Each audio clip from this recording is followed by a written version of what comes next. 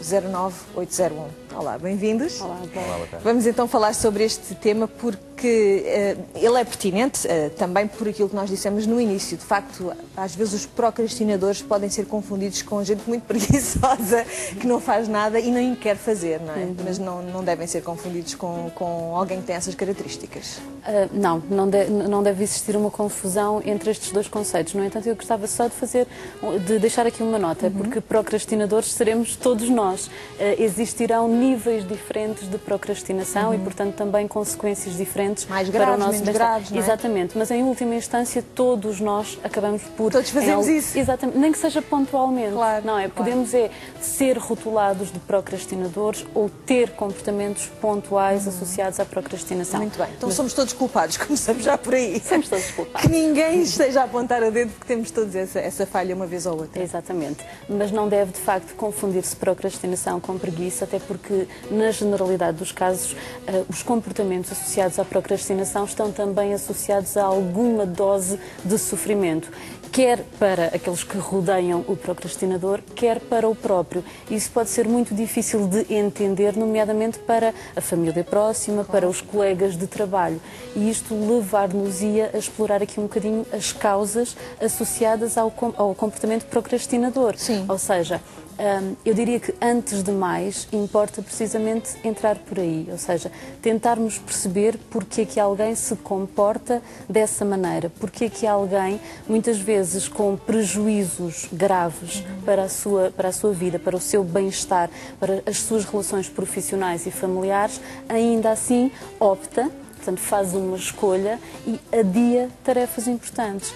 Desde logo importa, muito provavelmente, despistar algumas situações de ordem clínica, nomeadamente a existência de uma depressão, a existência de um transtorno qualquer de ansiedade, a existência de um transtorno de um déficit de atenção, por exemplo, que são perturbações que podem estar na origem destes comportamentos. Fazendo-se este despiste, importará depois olhar para outro tipo de causas mais situacionais, mas ainda assim relevantes.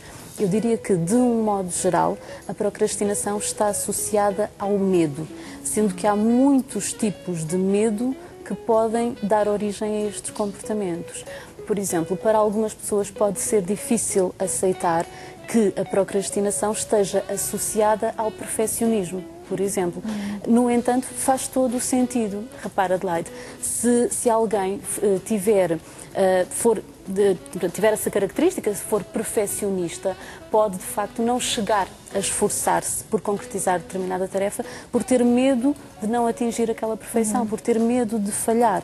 Mas também pode ocorrer um medo inverso, curiosamente. Ou seja, imagine, por exemplo, numa família em que alguém esteja habituado a ficar sistematicamente na sombra, que esteja habituado a ficar em segundo plano, também pode adiar a concretização de tarefas que o poderiam levar, entre aspas, ao sucesso. Existem outros tipos de medo.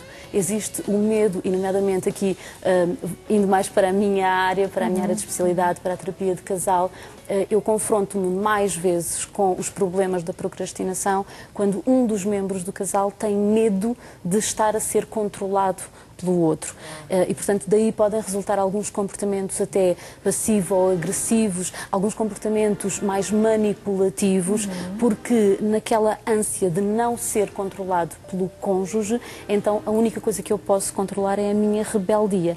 Daí os comportamentos associados à procrastinação. Existem também, finalmente, um outro tipo de medos que são, eventualmente, medos mais irracionais e que estão voltados para o futuro. Por exemplo, a Adelaide vai ser mamã agora.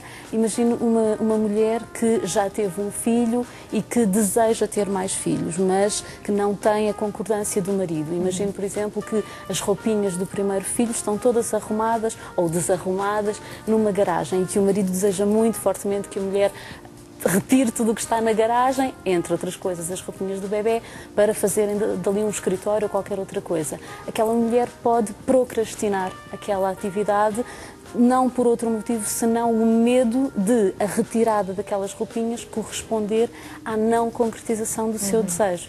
portanto, mais do que olharmos para as consequências, importa em primeiro lugar explorarmos as causas que podem estar na origem destes comportamentos. Então, o que me parece, por aquilo que a Cláudia nos está a explicar, é que a procrastinação por si só pode não querer dizer nada, pode estar presente em pessoas com os perfis mais diferentes, mais diversos, mas que ela, estando presente, pode apontar-nos para questões que não foram lidadas convenientemente, se quisermos, dentro da pessoa ou na dinâmica de casal, neste caso. Exatamente. É isso? Aquilo que eu gostava de salientar é que há muitos casais, concretamente, que sofrem anos a fio sem sequer serem capazes, em primeiro lugar, de dar um nome ao seu problema. Queixar-se-ão porque um deles chega sistematicamente atrasado aos compromissos.